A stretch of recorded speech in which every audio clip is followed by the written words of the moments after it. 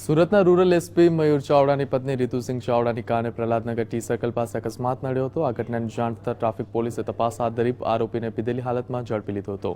મયુર ચાવડાની પત્ની રીતુસિંહ પ્રાંત અધિકારી તરીકે ફરજ બજાવે છે અને ગઈકાલે તલાટીની પરીક્ષામાં જુવાપુરા ખાતે તેઓ સુપરવિઝન માટે જતા હતા ત્યારે અકસ્માત નડ્યો હોવાનું પોલીસે જણાવ્યું હતું। આ અકસ્માતને કારણે રીતુસિંહને ગાડીને ઘણું નુકસાન થયું છે। જોકે રીતુસિંહ અને તેમના ડ્રાઈવર ગાડીની એરબેગ ખુલી જતા બચી ગયા હતા, પણ ડ્રાઈવર ગૌરાંગભાઈ અને રીતુસિંહને સામાન્ય ઇજાઓ થતાં તેમને પ્રાથમિક સારવાર માટે હોસ્પિટલ લઈ જવાયા હતા। જ્યારે બીજી તરફ ટ્રાફિકના એન ડિવિઝને આરોપી ગૌરાંગ અતુલભાઈ ઠક્કરની ધરપકડ કરી તપાસ કરતા તે પીધેલી હાલતમાં જણાયો હતો। પોલીસે ડ્રિંક એન્ડ ડ્રાઈવનો ગુનો નોંધી તેની ધરપકડ કરી જામીન પર છોડી મૂક્યો હતો।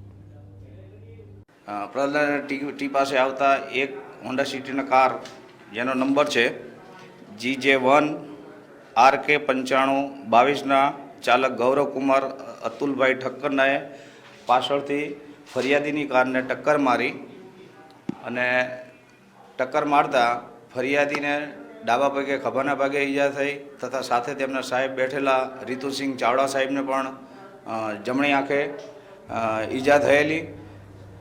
આરોપીની વિરુદ્ધ કાયદેસર કાર્યવાહી કરવામાં આવેલ છે। તપાસ ચાલુ છે।